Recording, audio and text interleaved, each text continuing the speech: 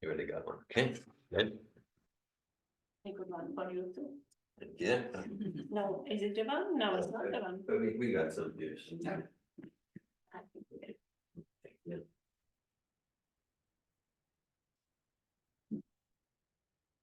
Hey. Hare Krishna. Welcome. Well, I'm in some awkward angle here. I don't know what to do about it. So, well, I think I'm gonna be one of this. Yeah. Good. Om Namo Bhagavate Vasudevaya. Om Namo Bhagavate Vasudevaya.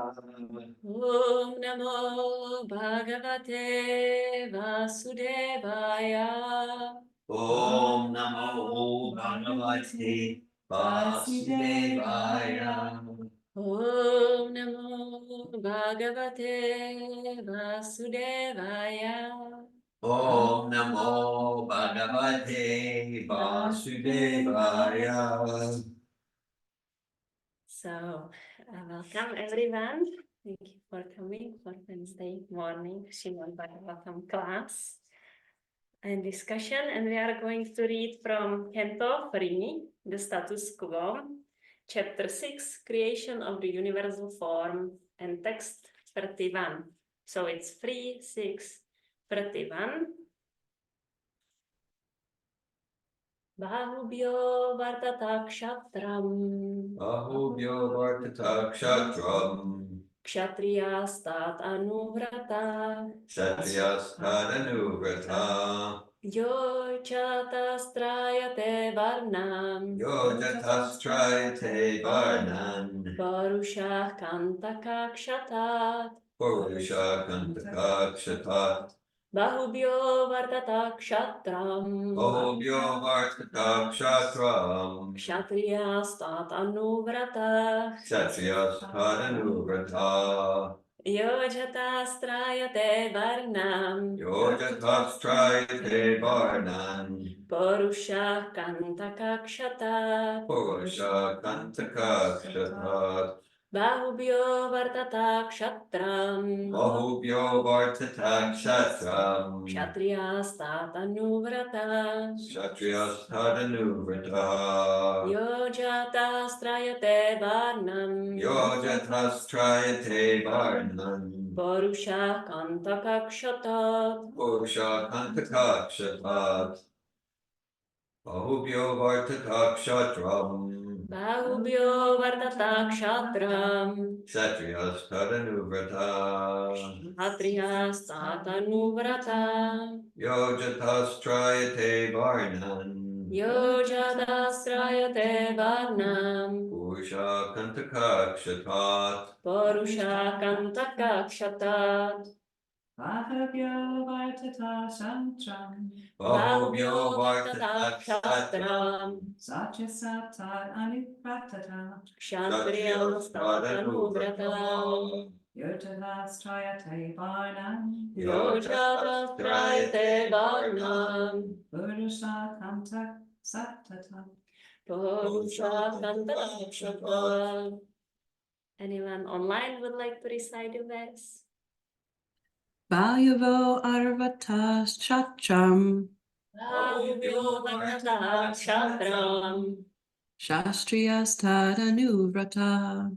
Kshatriyastat anuvrata. Yojatastrayate varnam. Yo jatastrayate varnam. Urusha kantaka shatat. Parushah kantaka kshatat. Bahubhyo vartata kshatram. Bahubhyo vartata kshatram. Kshatriyastadu anuvrata.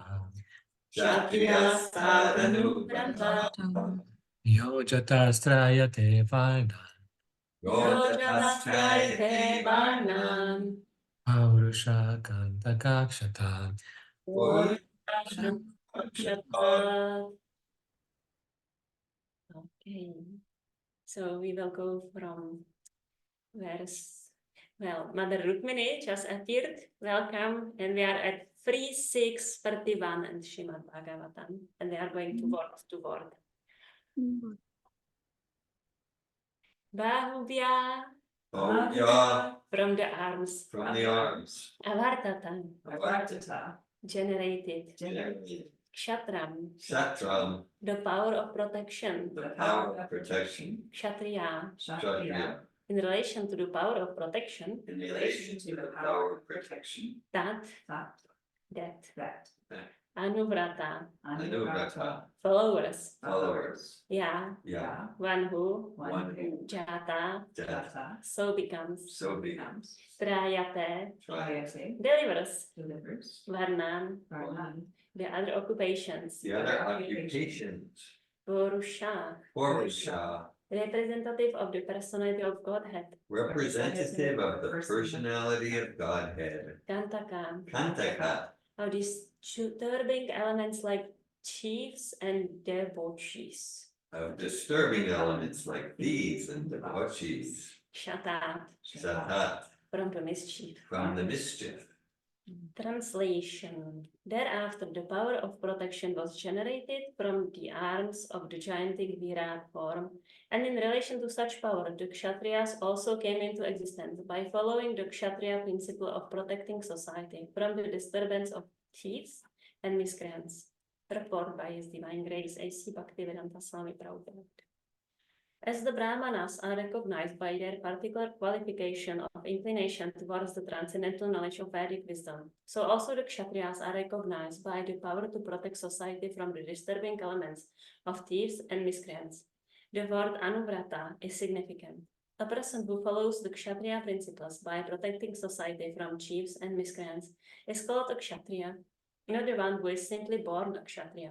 The conception of the caste system is always based on quality and not on the qualification of birth.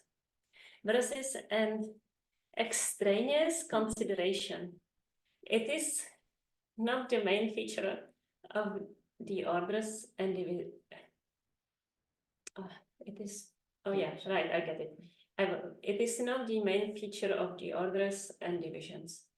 In Bhagavad Gita 1841 to 44, the qualifications of the Brahmanas, Kshatriyas, Vaishyas, and Shudras are specifically mentioned, and it is understood that all such qualifications are needed before one can be designated as belonging to a particular group. Lord Vishnu is always mentioned as the Purusha in all Vedic scriptures.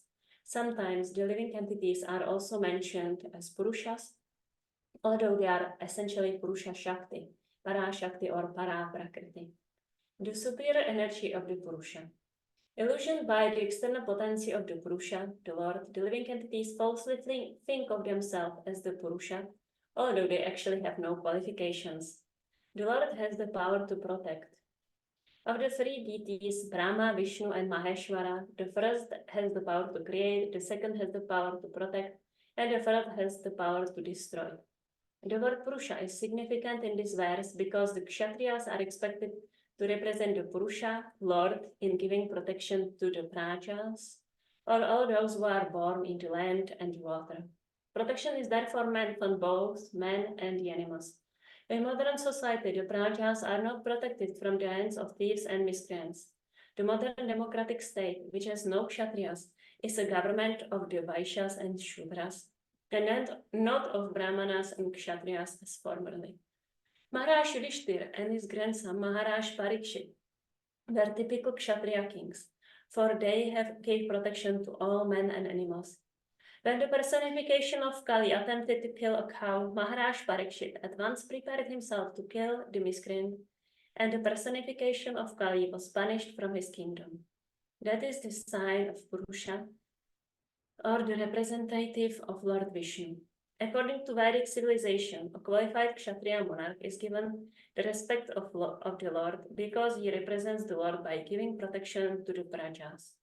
Modern elected presidents cannot even give protection from theft cases, and therefore one has to take protection from an insurance company. The problems of modern human society are due to the lack of qualified Brahmanas and Kshatriyas, and over the influence of the Vaishyas and Shudras by so-called general Franchise. Thank you, franchise.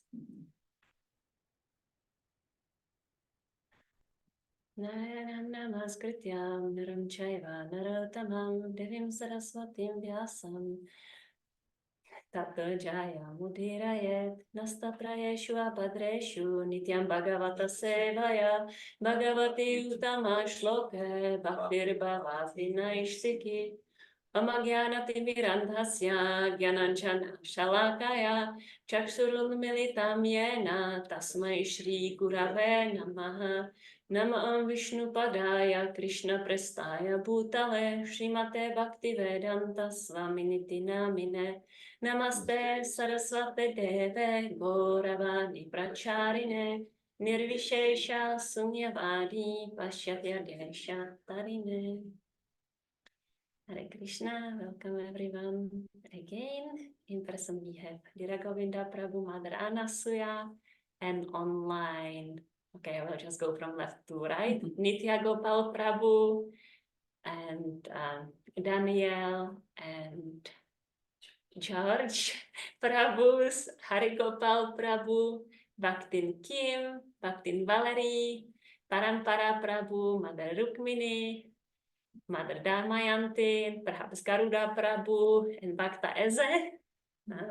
Such an attendance. Thank you everyone for coming. Please pray that you will not end up hearing some bogus, because it can happen to you. I actually really came to Alachua to get some hearing. And not and I think you are all doing a little business, a little risky business to actually have me speaking, but we shall see where it goes. I am having a sari and socks with horses, so that's my new balance there, I guess. All parts of your personality. All right, so I'm definitely last year going through a lot of transition in my relationship with Bhakti Yoga. And one part of the transition is that my ability to speak philosophy kind of decreased, which is interesting. From practically first day that I started to practice Krishna consciousness, it felt easy to give class. And I don't know where it went, but Krishna preserves what we have, so I hope I had it, and Krishna is just preserving it for now. And yeah, so actually today I have double birthday. So first time I was born in February 14, 1987, and second time I was born in February 14, 2015, which was actually second day of my first advanced course. Parampara Prabhu was there, and Govinda Prabhu obviously was there also. And that day, I was, some different people have different days of their significant transformation. So for me, it was that day. So I remember that clearly.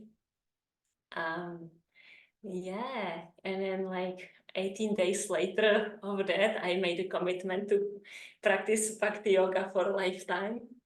I didn't know any of the rules or the regulations or anything. I just knew I'm doing this. And Dhira Govinda Prabhu somehow had to know that, because I was going to the morning programs after the advanced course.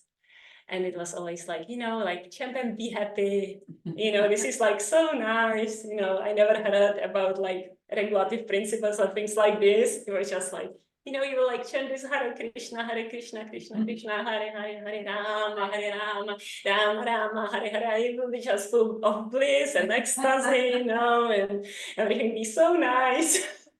So what happened then? I was chanting japa actually already. And I was walking by the lake near Mother Malini's house. And it was a beautiful sunrise on the lake. And then all of a sudden, this very dark energy ran through my heart. It was I would be pierced by an arrow or something. And it was really viscerally painful, and I never had any experience before that with like any source of dark energies. I don't think I ever had any experience like that ever, even after that. And I thought like, okay, I don't do this chanting of Hare Krishna. You know, look what this is doing to me. And then I came back to Mother Malini, where we had a morning program, and I shared, and Dhira Govinda Prabhu said, you know, like, it's like you are like going for the spiritual life, and then Maya, the dark energy, she's really like fighting with you, you know? So the fight began. I'm like, oh yeah, I'm going to fight with Maya.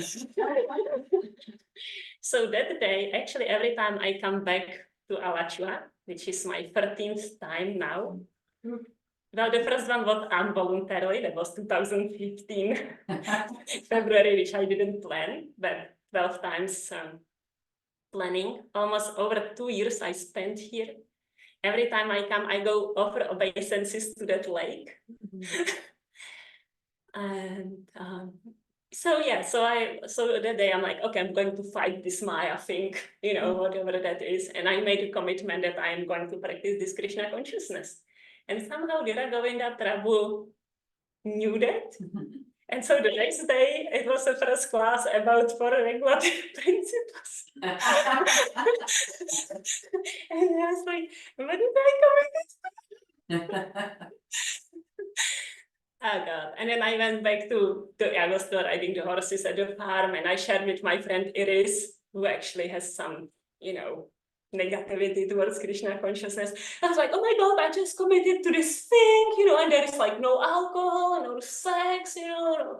And, and she's like, you know, like you don't have to do it, you know, like don't do it, you know, like just you committed to, you even didn't know what you were committed, you know, it's just like, just don't.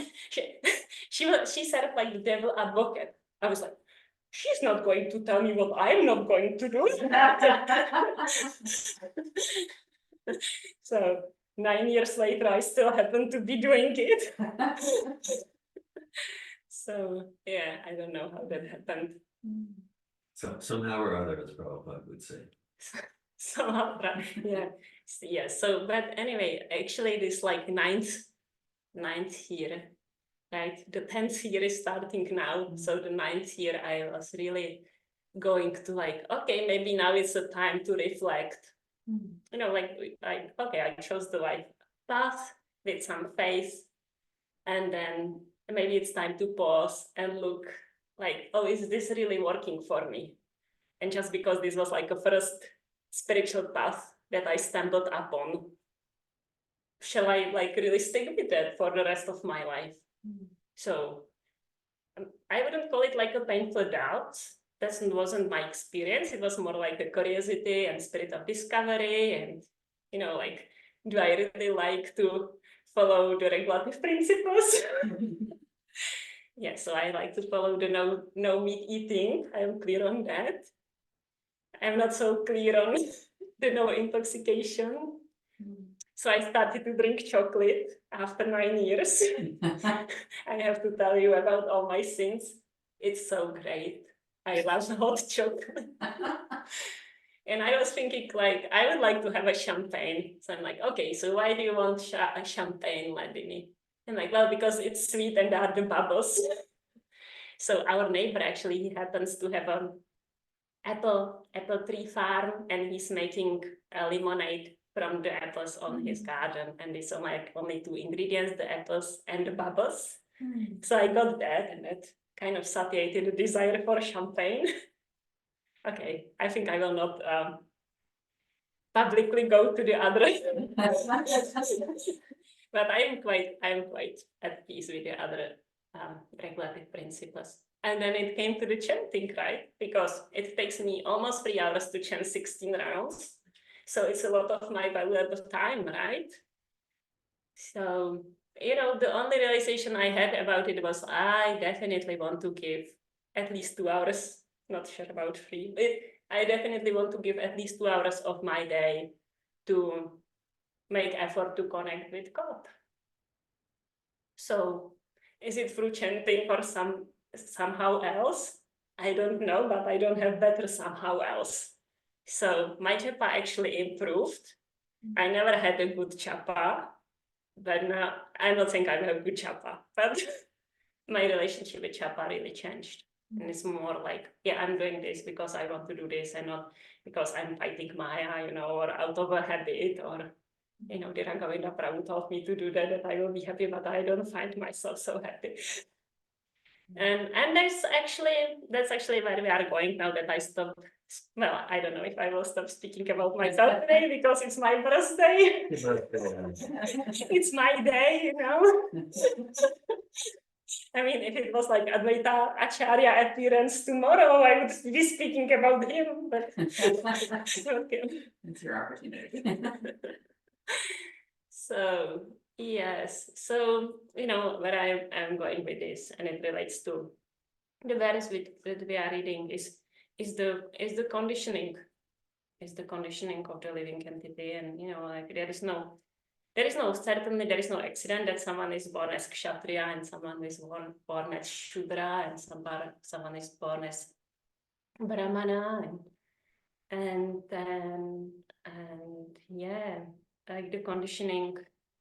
I actually really want to kind of pause and look at like what it means to be conditioned.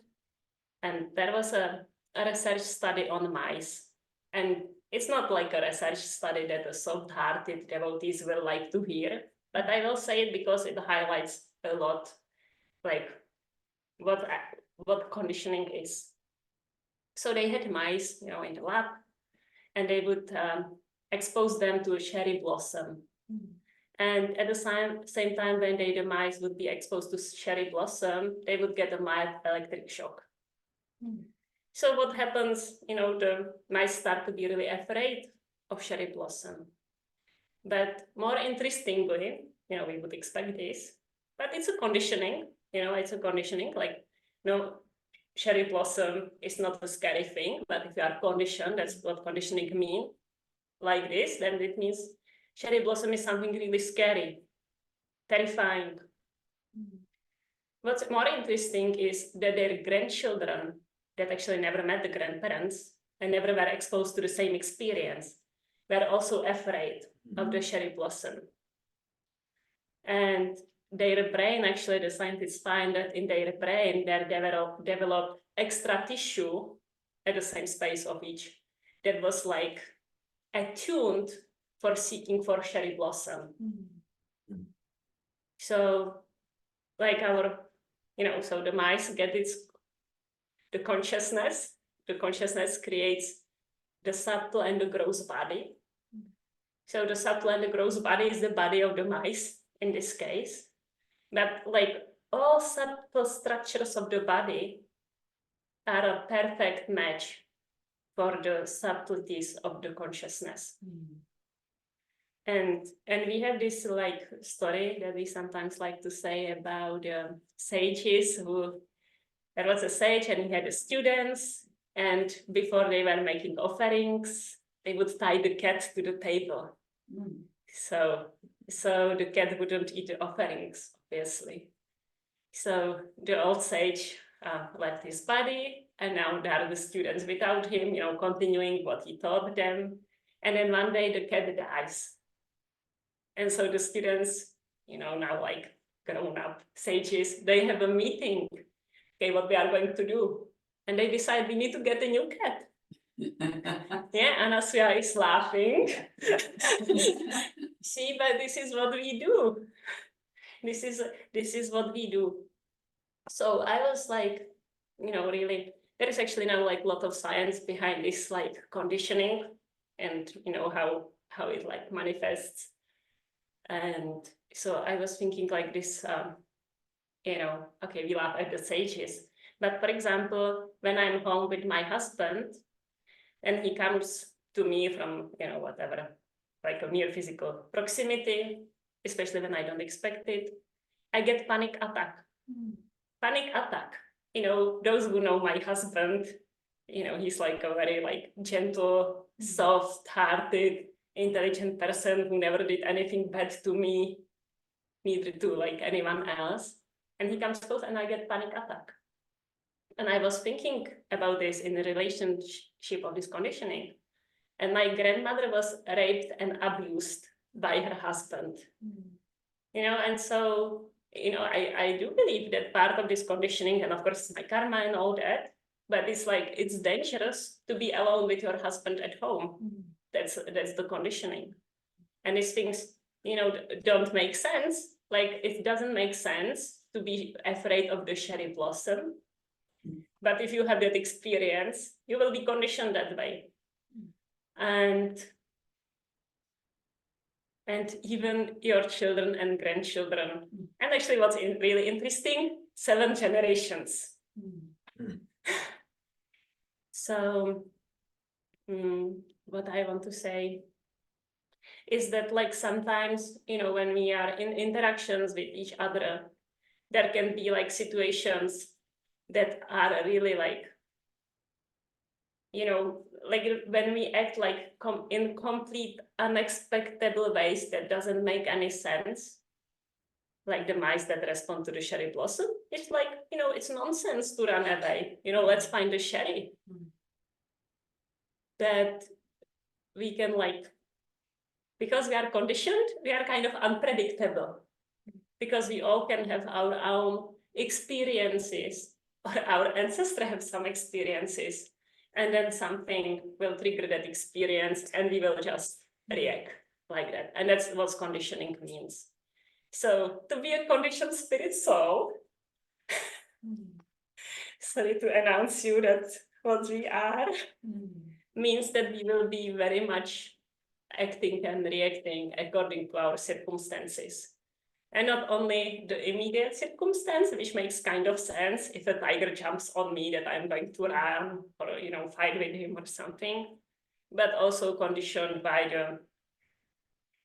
and from the time immemorial, lifetimes and lifetimes and lifetimes of being here in this material world and having these experiences.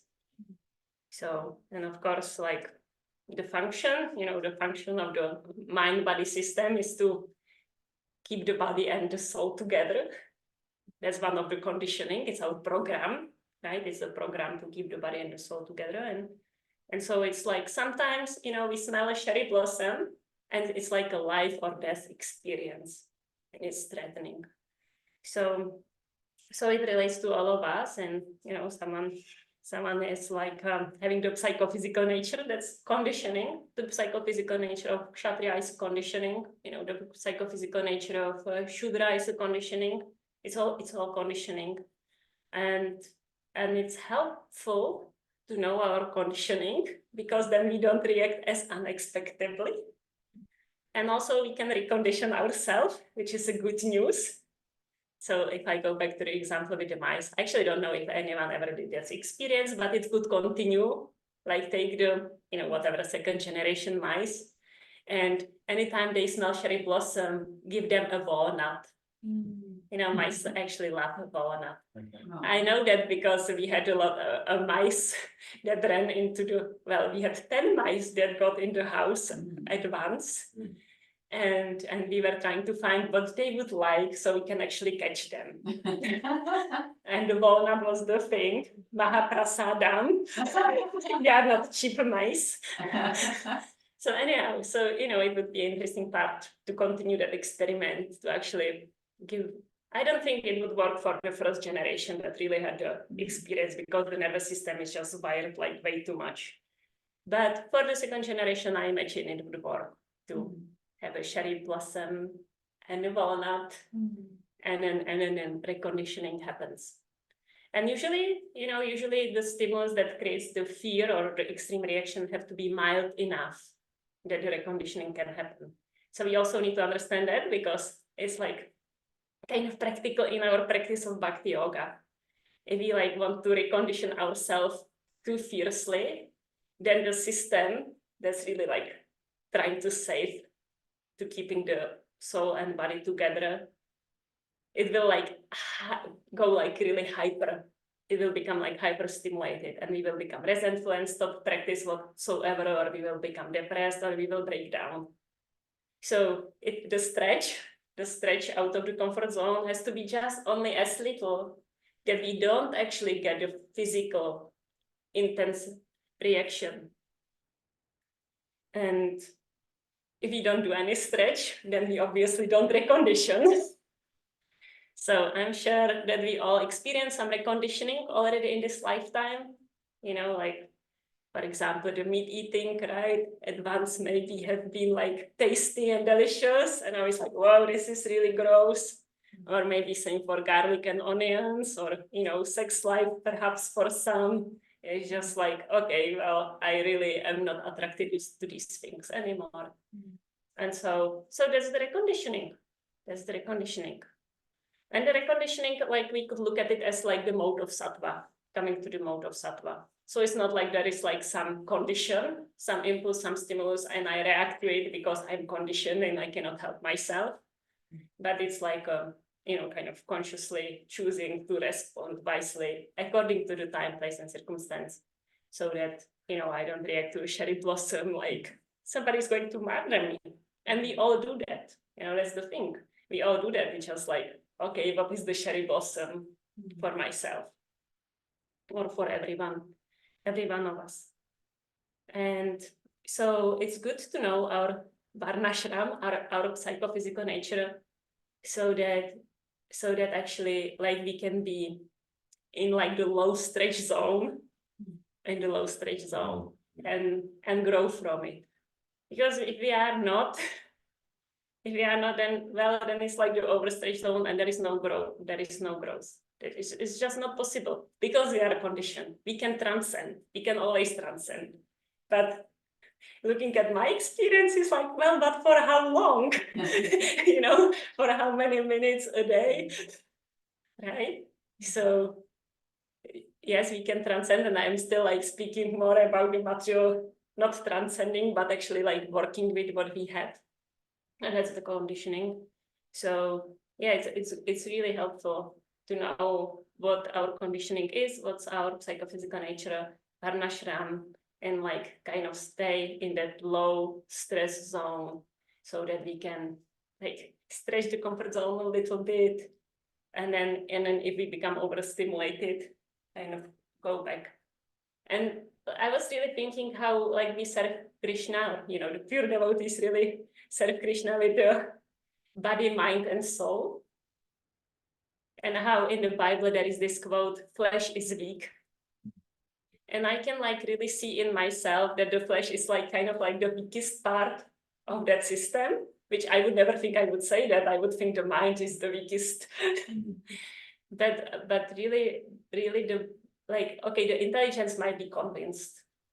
The spirit soul, you know, that's probably what the spirit soul like really wants, is to laugh.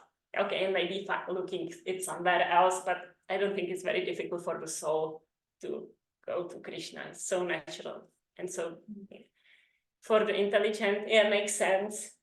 Even for the mind, it's like, you know, okay, I can like do that.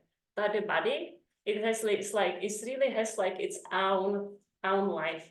Another interesting conditioning that I have for my country is if you try to turn to God, if you turn to God, you will suffer. Right? There is like Jesus Christ being crucified and all the Christians being oppressed, and Jan Hus, you remember Jan Hus? It's our like saint that was burned for trying to rectify the church and bring people to the real religion. So that's my conditioning. And I can, you know, and I can see like the system in the body is like, you know, if like this is becoming like too serious, you know, we all have that what's called the upper limit. So to the same degree, you know, it's like, okay, this is like still safe, but if you go over there, then you will suffer. I'm like, oh, you know, no, thank you. But with my, let's say with my intelligence, I could say, okay, I will suffer in this lifetime a good deal, right? It's a good deal to suffer in this lifetime if it means this is the last lifetime and I'm going back to God. I take it. Like my intelligence is convinced, but the flesh is weak. So what will happen when I try to do that?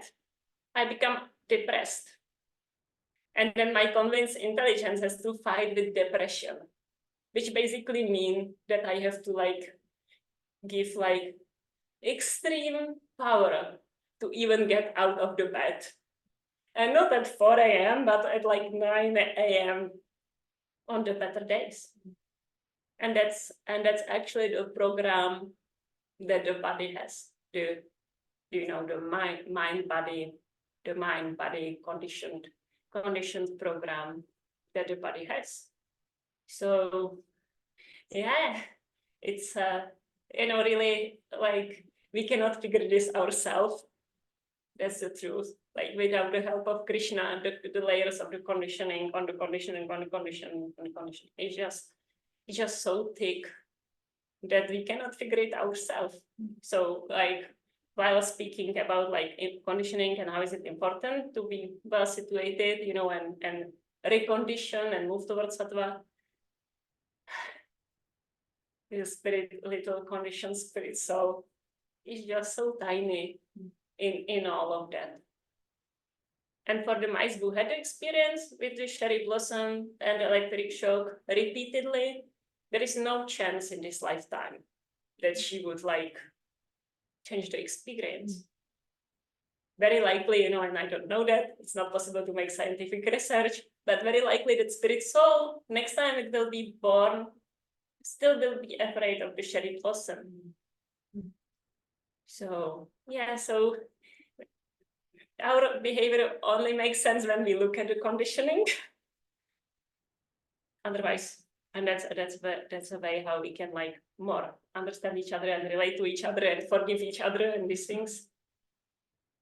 And yeah, so that's like one way, like how, often the question from devotees come, how do I know what is my psychophysical nature? The response actually is not that hard, even though it took me these 9 years to discover that. But it's like, it's the position where we are naturally flourishing. So if we find ourselves apathetic and depressed and procrastinating, then very surely we are not situated in our varnashram properly. And like the ashram, can obviously change. Like let's say there are some brahmacharis, it can be like a common experience. Someone like is really excited about Krishna consciousness, become a brahmachari, and maybe 6-7 years later, he's really like dragging it, really dragging it. And then maybe the senior devotees around are like, Prabhu, maybe it's time to get married. Oh no, it's like, it's bogus to get married. I want to focus like solely on Krishna consciousness. It will be such a waste of my like life and time to get the wife. And oh my God, children, like, did you see the devotees with the children? They don't even come on Harinam on Friday. So, yeah, so what's happening there? As everyone else from the outside can see, it's time to change the ashram. Because if you are a brahmachari and you are not anymore like enthusiastic, at 4 a.m. every day in front of the altar and, going to preach for 12 hours, or okay, at least 8 or something. But instead of it, like resentful, bitter, dragging it, falling asleep during japa, well, it's not properly situated anymore. So the depression actually is like a very wonderful system that Krishna gave us as a part of the material nature. Gary McLaurin says it's like a stop of the soul. So when we are not going on the right direction, then the depression will kick in and just prevent us from going that path anymore. And maybe we can like stubbornly wait in the depression for next 20 years. We can do that, but or we can just say, okay, so obviously what I am doing now is not working, I'm not properly situated. So it's actually very easy to find if we are properly situated, because we are equipped for that, which is very wonderful. Merci of Krishna. And all these emotions really are like these messages, from the body. But of course the mind has the feeling, but there are the messages of like the psychophysical nature of the being properly situated, sort of thing. Like, where is the boundary? It's actually another interesting thing about the conditioning. Like, let's say a woman, it's just like a completely example out of my life. So let's say a woman wants to have children and she's married, and there is the right day for it, and she will have sex with her husband.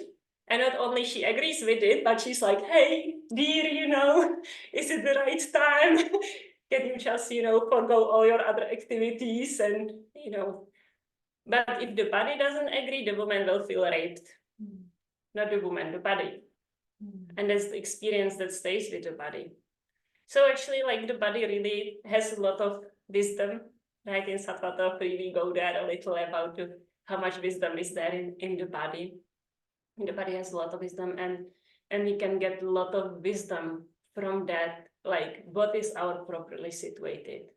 And also, like, instead of raping it, to like, okay, what is the healthy stretch that the body, the weak flesh, can actually handle, so it like becomes like peaceful, healthy, sound, and cooperative, which is also very nice.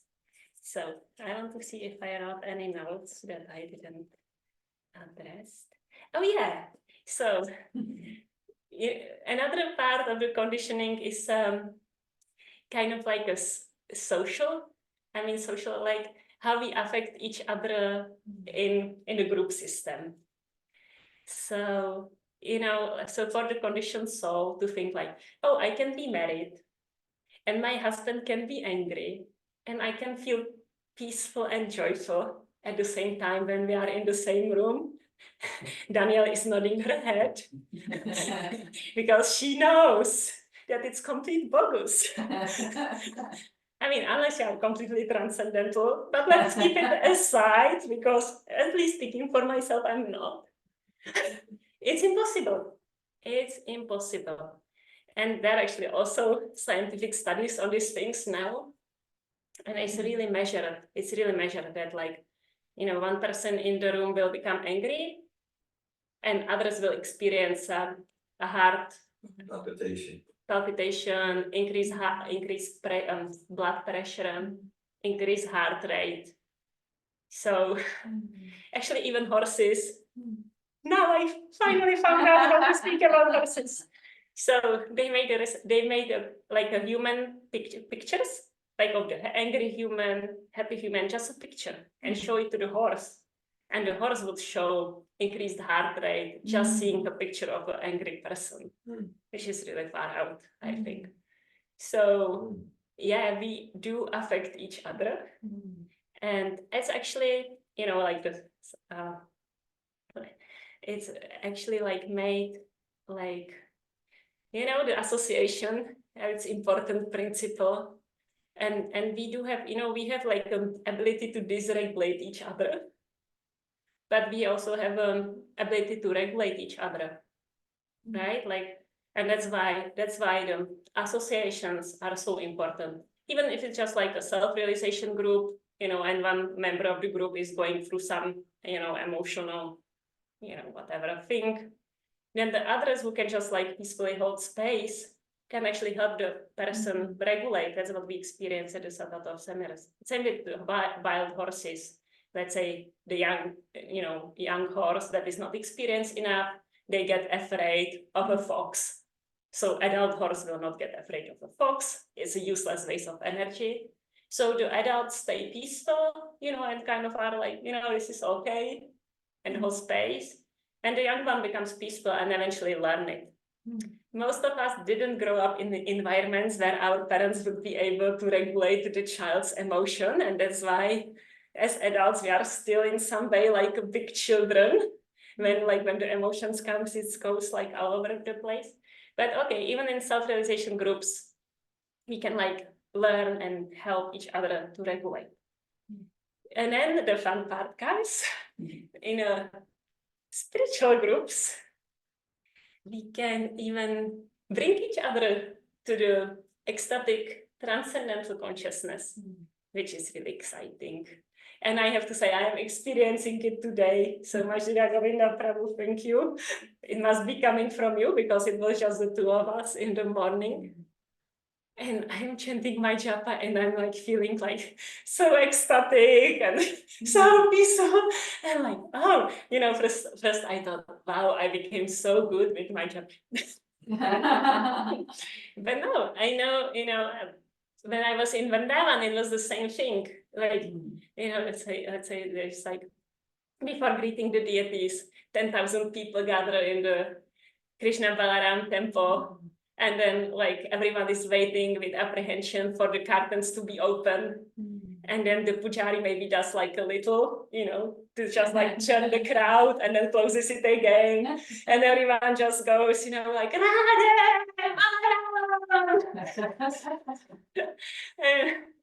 and then there is this like, this huge, it's opening, and then the ecstasy is coming up and then it closes and everyone is like so disappointed. And that wave, to be like in the middle of the crowd, experiences these emotions, you cannot not experience it. Even if you never chanted Hare Krishna, well, you are in Vrindavan and Krishna Balaram's temple, so there must be some mercy at least, if not some pious credits before. You cannot not experience it.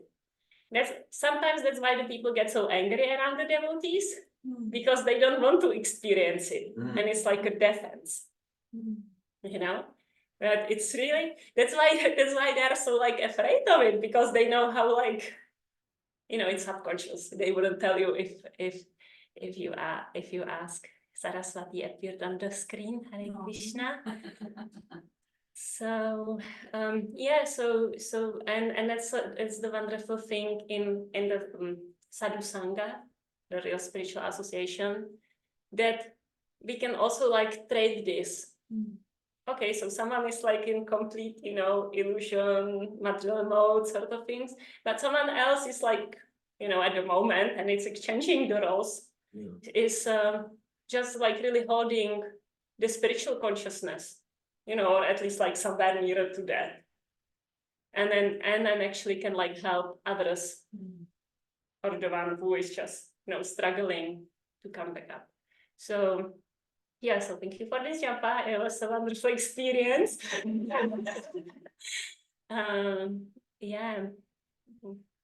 So we as the conditioned souls, actually that's one of the conditioning, that we are going to depend on each other to like help each other regulate, whether it's within the material or within the spiritual. I was thinking about Srila Prabhupada. I'm actually reading Yamuna's biography. It's my ongoing reading. I always like, I don't know, maybe for 3 years I read something and then I put it away and then I start. So now I'm at, another of these starting again. I'm in the middle of the first book. So they are in India with Srila Prabhupada. Recommend this reading, even though it's a little intense. And I'm like, I don't know, I would want to be serving Srila Prabhupada there at that time.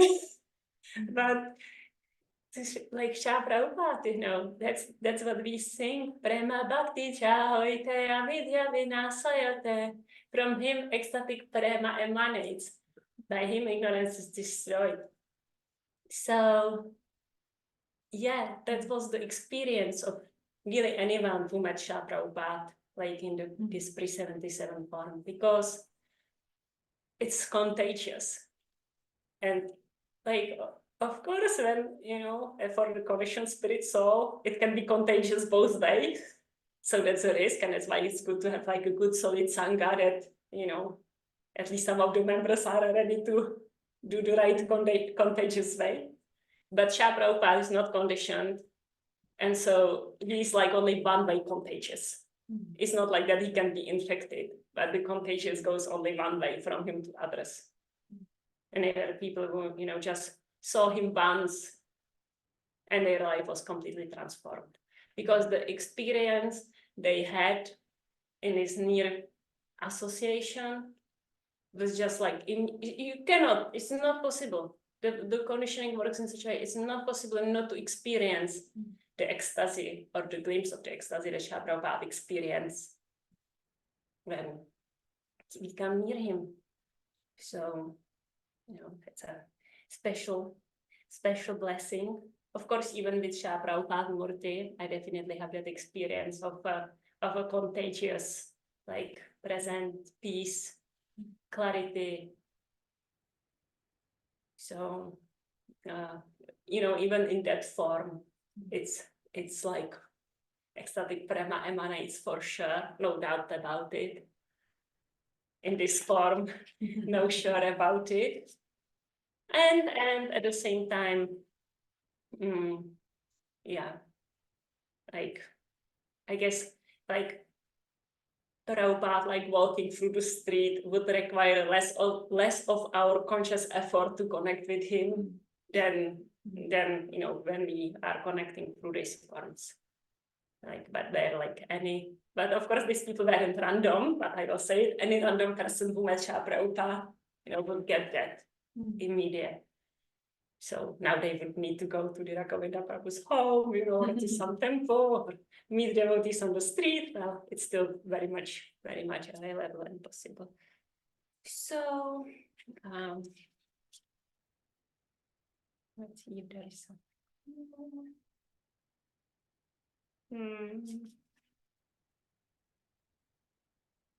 Okay.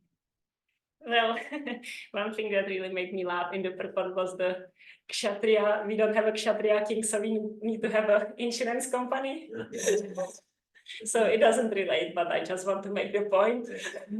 Great line from Srila Prabhupada.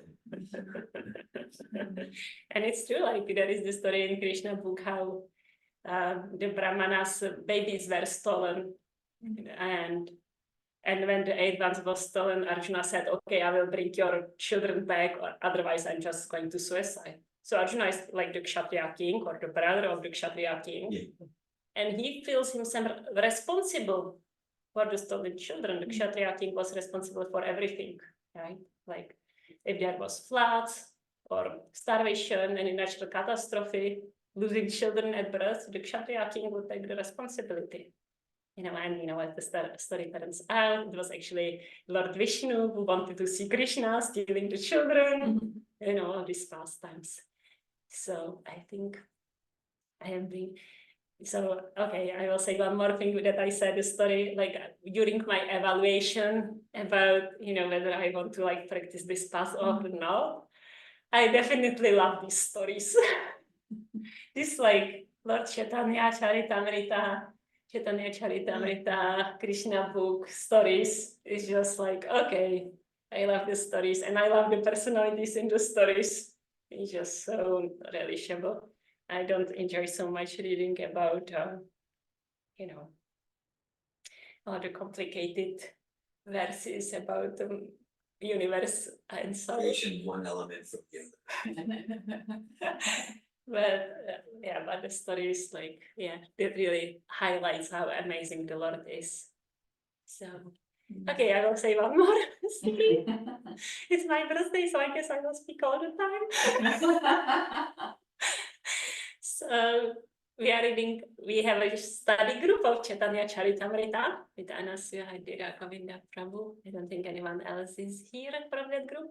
How long do we have it? We're about 7 years now. 7 years, and we read 80% of Chaitanya Charitamrita. My ebook counted it. So, and we are in chapter 3 of Antyalila, and I just read there is a little forward of like a summary of the chapter. And so Sanatan Goswami, he gets like some itchy rashes all over his body. And because he's scratching, it gets all infected, and there is not like a pleasure, nice fragrance, and it's imaginably it's little gross. And then he wants to commit suicide because Lord Chaitanya is coming to see him and he's embracing him. And he feels like, I'm offending the Lord. This is like terrible. And then like how Lord Chaitanya is just responding to that. It's like so out of this world, and it's so loving. It's like, I'm a sannyasi, so it's not my job to distinguish between bodies. Body is a body. There is not like a gross body and a nice body. Body is it's just like so beautiful, and then so soothing for the heart. And then he says like, well, you cannot commit suicide. Your body actually belongs to me. I love that. It's so sweet. And it's like such a perfect reason. Like, what other reason could Lord Chaitanya give to prevent Sanatana Goswami? But what can Sanatana Goswami do now? It's my body and I have plans with it. I want to preach with it in Vrindavan, And then, as the story unfolds, and one of the final embrace, Lord Chaitanya embraces Sanatana Goswami and the rashes go all away. So that's the mercy of the Lord. Just one, tiny little story of the unlimited pastimes. Hare Krishna. Thank you everyone for enduring and listening. Bahubhya vartata kshatram kshatriyastat anurata yojata strayate varnam purusha kantaka kshatat. Thereafter, the power of protection was generated from the arms of the gigantic Virat form, and in relation to such power, the Kshatriyas also came into existence by following the Kshatriya principle of protecting society from the disturbance of thieves and miscreants. Okay. Any comments, questions? It doesn't share. I love your class. Wait, I know. Yeah. Shall I apply? Oh, thank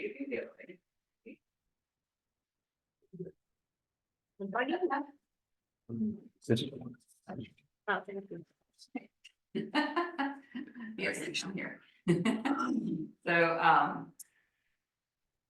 Hladini, Shakti and I had our first foundational course together, and she was brave to go to the advanced course immediately following. I skipped that and went to the second one. Yeah, I wasn't ready to taste that, and but I do want to share that I had something similar with after taking the advanced course, that I had a dream that I was going to die the next day, and it was going to be a really, really painful death. Like in my stomach, I could feel the sensation, and I was like preparing for death, like I knew it was going to happen tomorrow. And then I didn't perish.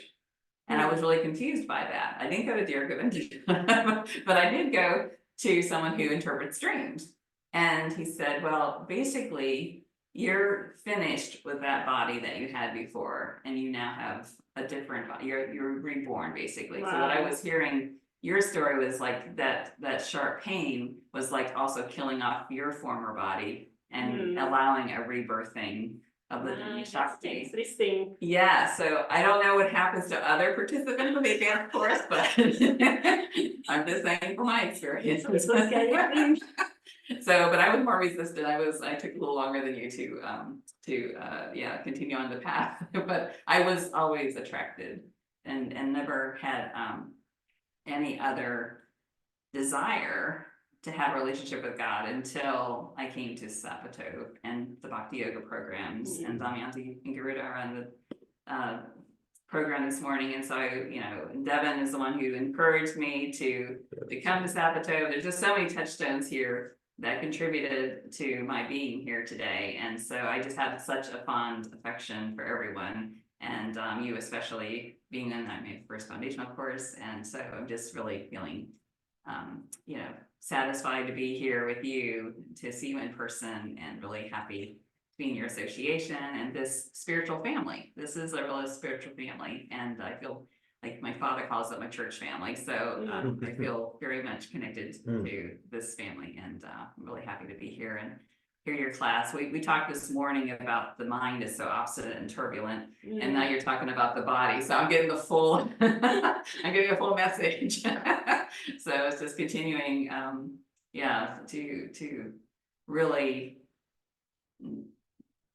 embrace what it means to surrender and to have faith, and that by practicing, having a steady practice is really helping me to get out of that mindset. And it's not that I can do it every day or every moment, but it brings me back. And so I really give a lot of appreciation also for dear Govinda and Malini, because that's, you know, their patience with my sufferings, and you know, it's just it's like so tolerant to have someone who's willing to accept you as you are and to continue, you know, over 9 years to be with us. So just appreciating this But an community. endurance, right? Yeah, such an endurance. So yeah, so maybe it's paying off now, I don't know, but it seems quite special to be here this morning. Thank you, Madranas. Yeah, Yes. I really appreciate that you came. It's very sweet, and you have a full immersion today in the mind. I do. It's really like a mind body, but Yes, yes, yes. Thank you, Hare Krishna. I just noticed there's some chat, so I'm gonna, so Valerie wrote, such an enlivening and inspiring class. Thank you so much, Hladini. My takeaway is that the consciousness we are in matters. Hari Gopal, right? Hari Gopal, he was staying here until just like 48 hours ago. Hare Krishna, Hari Gopal.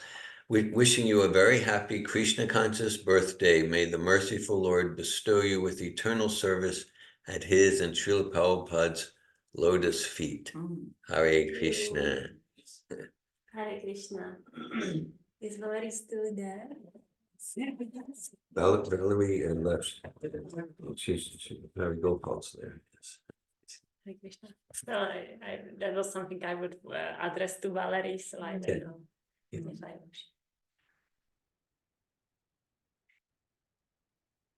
I Bhaktin Danielle. Hare Krishna. Hladini Shakti. Oh my goodness. I don't even know. I learned about sadhus this week, and that they cut. That's what I heard. That's what I heard. It was about, you know, sadhus cut. They're like a knife that cut. And today I learned more about sadhus. I feel so cut, and you are so gentle in the cutting. Your class is so powerful for me. I resonated so much with what you were saying, but your delivery was so light. It was such a light delivery, so gentle, about really heavy topics, and you were laughing through the whole thing. I mean, really, and it's interesting to me. I really find it so inspiring that your conditioning that you state is that when you come to spiritual life, you must suffer. Because I experience you as so joyful. I experience you as never-ending laughter and smiles.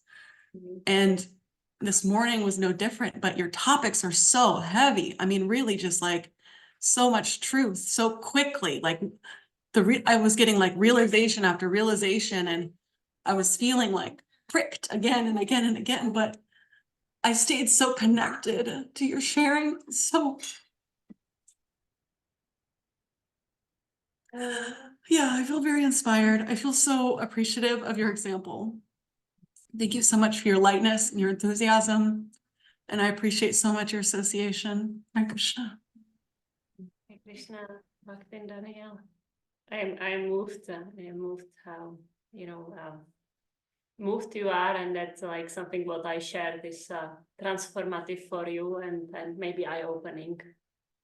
And actually, I might take the time to respond to Valerie's comment, because I feel maybe it will be relatable to you also. That like, because like, I learned so much about how the body is a dead matter. And of course, we are like taught to treat it nicely, like we would a car, with like great care, and it's like a temple where the soul and the super soul reside. but still, like thinking about it as the dead matter can like oftentimes lead me to like kind of like forcing it too hard or ignoring it. Where really understanding how like important, like to actually get to the place that even the body wants to serve the Lord, we kind of really like need to treat it as like a companion on that journey and not an enemy, because we will not win. The body has its breaks too. Yeah, so I appreciate your sharing. You know, maybe I'm a little crazy that I'm speaking about the heavy things and laughing. Daniel thinks no. Okay, well, maybe we are all crazy. I find it deeply inspiring. I find it to be medicine for me. I find it to be like what I want to tap into. I feel like I need to like study at your feet. That's how I feel. Hare Krishna. Hare Krishna. Well, when I heard yesterday your podcast, that's what I was thinking. It's really fun that you do that. Hare Krishna.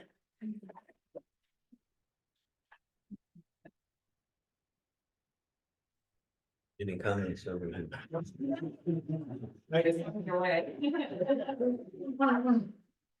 Thank you for class. Yeah, I felt very, had lots of realization, lots of things I could share, but I don't know how much I'll share, because it was, lots of different topics, but,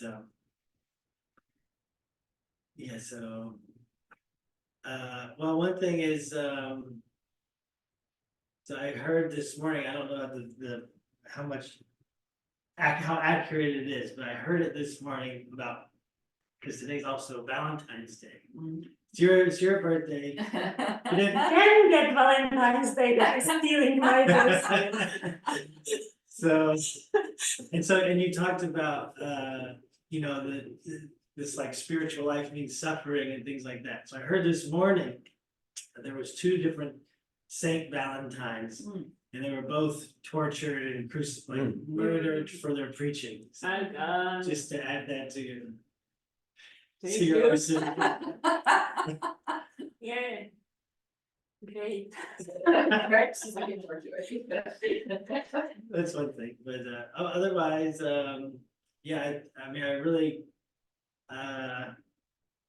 one thing, and so I'm not sure how much to talk about, because but all this personal growth and body and healing things can be, dovetailed to Krishna consciousness. So, because you talked about our conditioning, our behavior makes sense because if we go to conditioning, right? Like if we just say, like, well, and I know I experienced that a lot with people or myself, personal growth or coaching or whatever, and just in life, people so often are invalidating their experience or invalidating themselves. Like, this doesn't make sense. Why am I like this? I should be like this. I shouldn't be responding like this anymore. I shouldn't be, why am I still not giving 100%? Why am I not, showing up in life? Why am I and it's like, it's so much invalidation, and I don't know what to do with it, exactly. But like, I appreciate your classes like going in the direction of like, yeah, so often I'm thinking about people's like, well, it does make sense. Like, you had this thing happen to you, or what, like you did this. It does make sense. And like, so that's the direction that I find myself like wanting to go most often with people, is at least going there to some extent of like validating that experience, and also the direction of giving themselves empathy, or just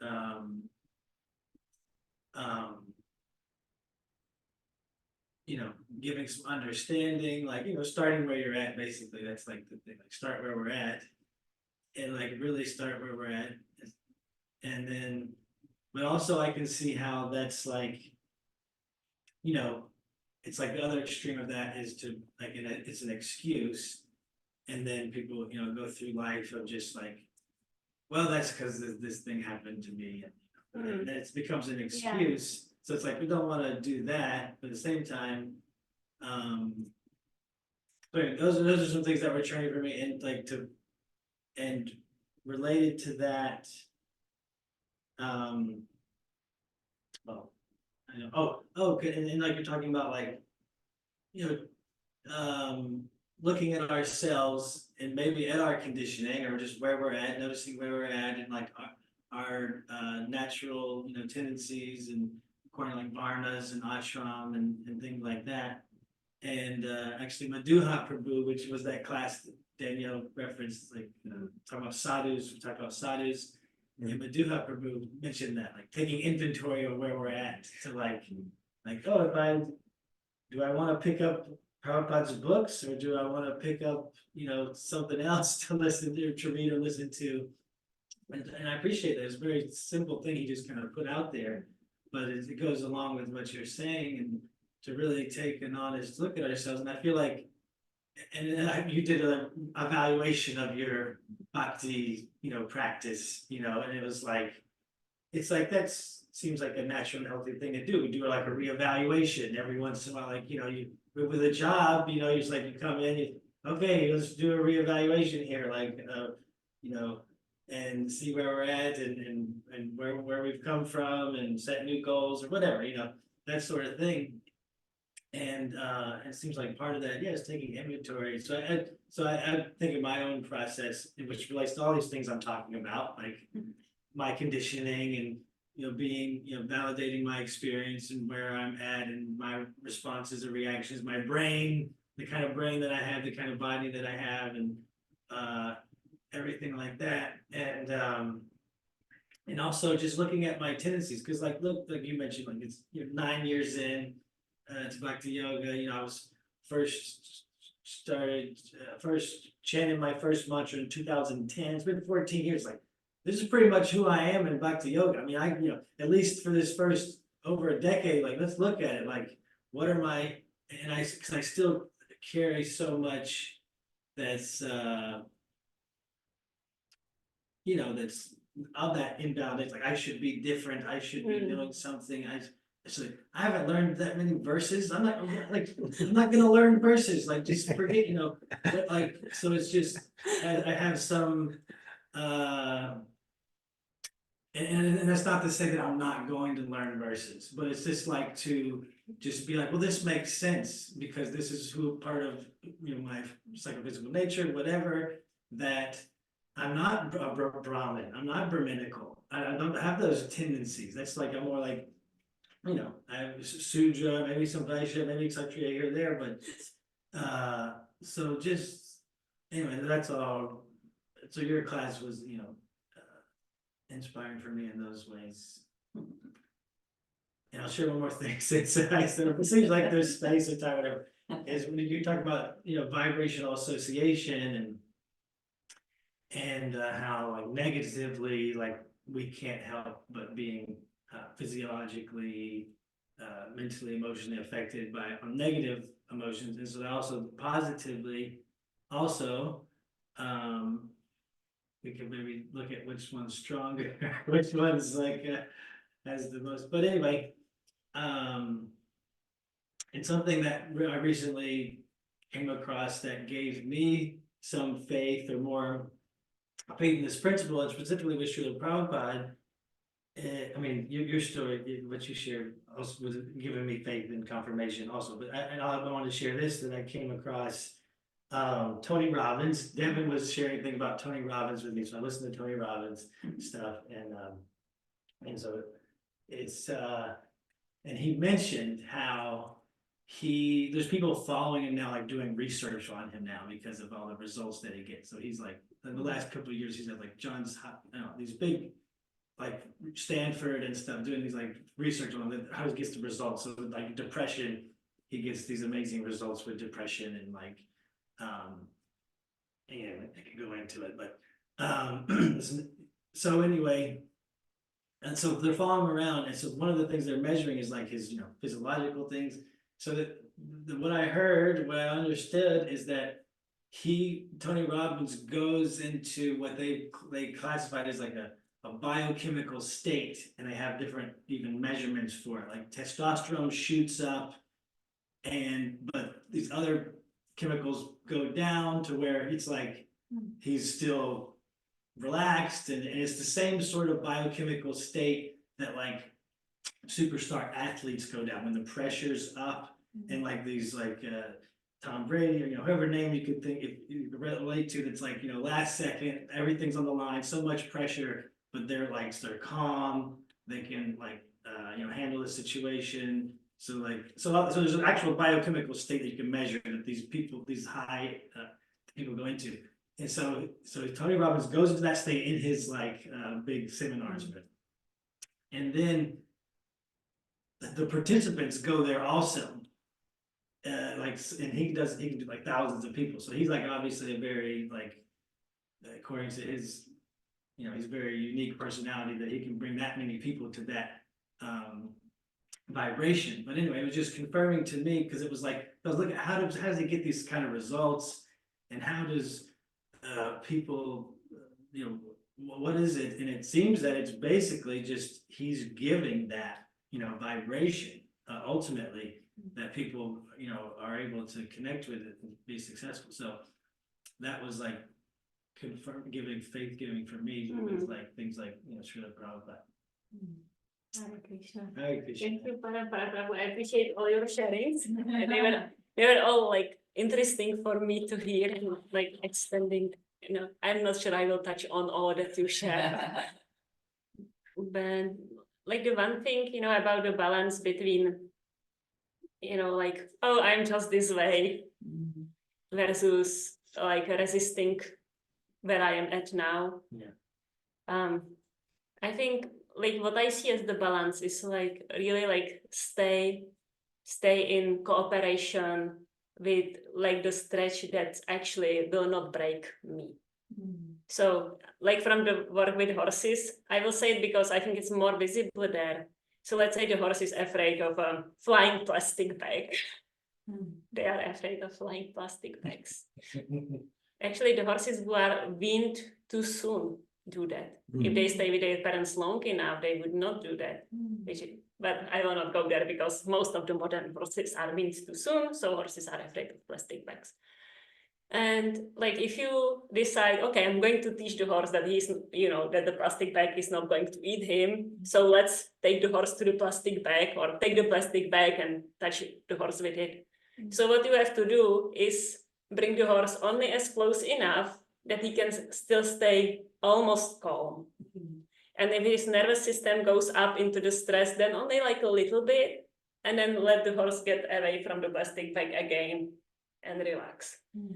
If you overdo it, like, let's say, I will teach the horse today how to do it, so I bring the horse, well, I will not even do it, but okay, I will take the plastic bag and beat the horse with it. What will happen? The horse will be for the rest of his life extremely afraid of the plastic bag, because I will so much like enforce the stress, like this is the plastic bag, and then there is the stress reaction coming up, and what the horse will remember, he will not remember that the plastic bag didn't bite him.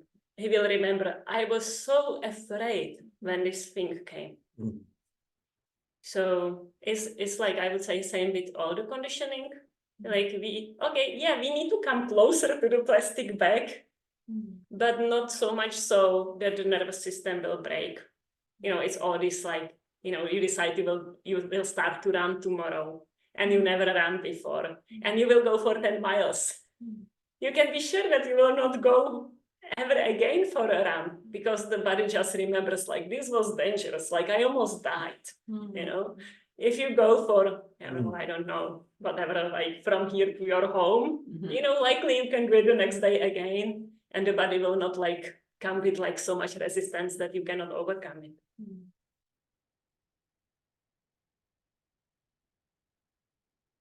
Daniel, it seems that you are speaking, but you are, Bhakta writes, retraumatizing versus healing. Exactly. What does it say again? Retraumatizing. Thank you. I'm not sure. Re-traumatizing versus healing, yes. So, So the body is like a horse. And you just need to ride it with the reins tight enough. That's actually Bhagavad Gita. See, I am quoting Bhagavad Gita. Okay, so it seems that we don't have any more questions. So, Hi, Krishna. Hare Krishna. Hi. Hi, Krishna. I'm sorry, I never know how to raise my hand, so that's why I do that. Thank you so much for the class. I always love the joyfulness you bring, and like Danielle said, even on the heaviest subjects, you can bring a joyful quality to the class, which I really enjoy. And I loved your sharing on your relationship with japa and your relationship with the regulative principles. They're just so honest and real and just easy to relate to. And I just loved your class. I just want to thank you. Thank you, Kim. Hare Krishna. Appreciate your appreciation. Okay. So thank you everyone for attending and hearing, and hopefully your spiritual life will not be too disturbed by some vibration. Hare Krishna. Tarantara Srimad Bhagavatam ki jai. Shri Prabhupada ki jai. Hare Krishna.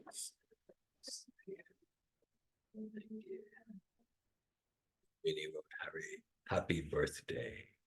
Yes, happy birthday. Hare Krishna. Hare Krishna.